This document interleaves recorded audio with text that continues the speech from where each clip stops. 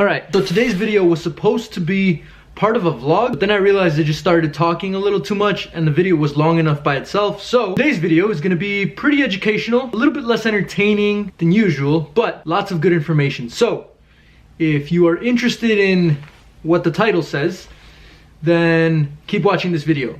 Otherwise, I'll see you guys in the next one. Good morning, lads and lassies. We are here with my boy, as you can see. And we're gonna get straight into the educational portion of today's vlog. Because every single day when I wake up I have to walk this little guy, I figured I might as well use it as an opportunity to chit chat a little bit about some important information, some educational information that you guys might find useful. So for today's topic, this is what we're gonna talk about.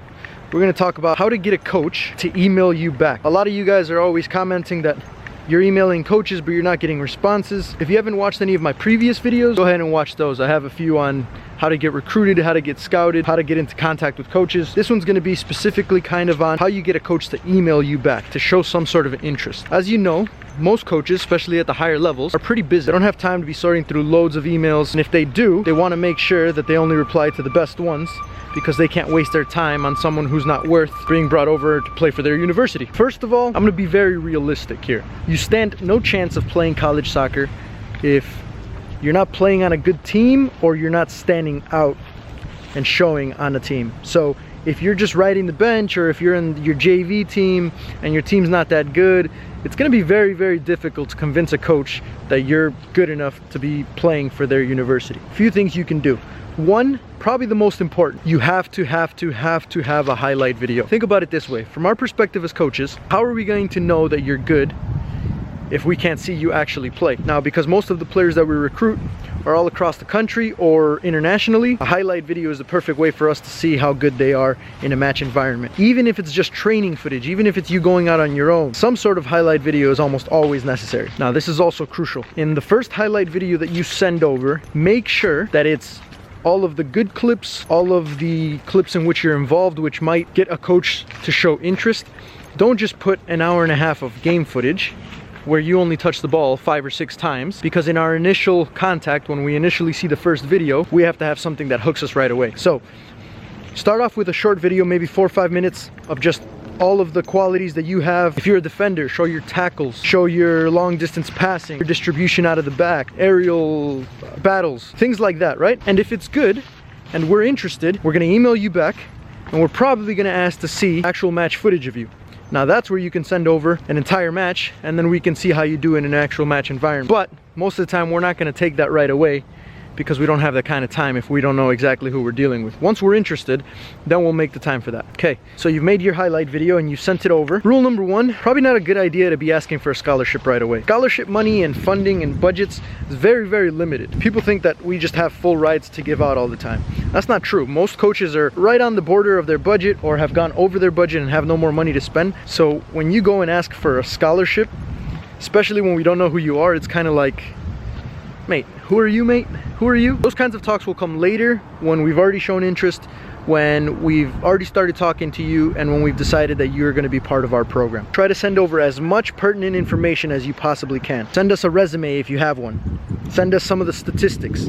Most of us are already familiar with all the big club teams. So if you're playing for a big club team or the developmental academy, the youth national team, something like that, we're going to be familiar with those clubs and those programs. You'll come to find that the coaching world and the soccer world is very, very small. A lot of coaches, especially at the big universities or the Division 1s, have already recruited all across the country at all different kinds of clubs. So if you play for a good club, make sure you note that, because that might pique our interest a little bit more as well. Next thing, references. If you have high school coaches, club coaches who will vouch for you and your playing ability, make sure you list their names and their phone numbers so that we can give them a call. Oftentimes, before we contact the players, we like to contact the coaches, because they can give us a little bit more background information before we actually talk to you on the phone or talk to you via Skype or whatever. Another thing is, whether it works out or it doesn't, especially if it doesn't work out, if the coach says, okay, I'm sorry, you know what, we're just not interested, or you know, there's not a spot on our team for you, make sure you are very very polite and very generous and very, very respectful when emailing them back. You have to understand this. The coaching world is very, very small. Most coaches know each other, or they know someone who knows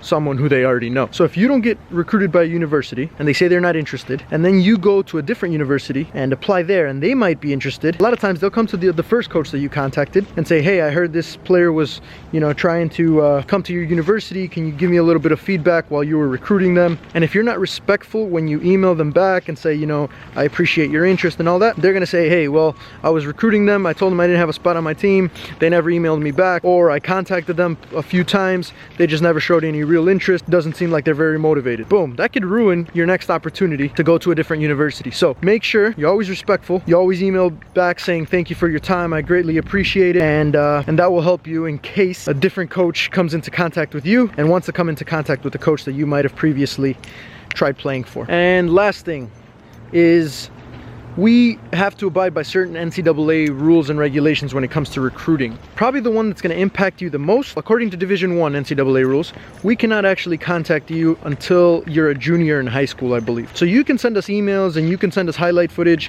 and you can send us your schedule and all that, but we can't actually talk to you or call you or basically say anything to you until you're a junior in high school. So if you're a freshman and a sophomore looking for universities, we have to wait until your junior year for us to actually contact you about possibly recruiting you and possibly having you as part of our program. But that does not mean that you can't contact us. So I would highly encourage for you to send emails and highlight videos to all these coaches. And then even in the email you can say, hey coach, I know that you can't contact me back until this time, but here's my highlight video. I'm still very interested in your university. Here's my schedule if you want to come watch me play. Make sure you do that and make sure you understand that, because I do get a lot of emails from younger players that I can't contact and I can't recruit until they're a certain age. So, oh, my hand's starting to hurt. Hold on. There we go. I'm gonna finish walking Chico here. So, hope you guys like the educational content today. A little bit less entertaining than usual, but it's some good information that I think you guys should have. If you guys have any suggestions for future videos and things that I should talk about, as usual, comment those down below. I already have an idea for the next video. I think the next video going along with this topic should be about highlight videos specifically and what a highlight video should really include down to the details, and maybe even give you guys an example of a highlight video from one of my college boys. I think I can share with you guys one of the highlight videos of one of our best players so you guys can see what the level looks like and why he is a Division I soccer player. So I think that should be the next video. What do you guys think? Comment that down below. So again, sorry if it was a little bit less entertaining today, but I wanted to make it a little bit more educational. So until next time, and adios muchachos.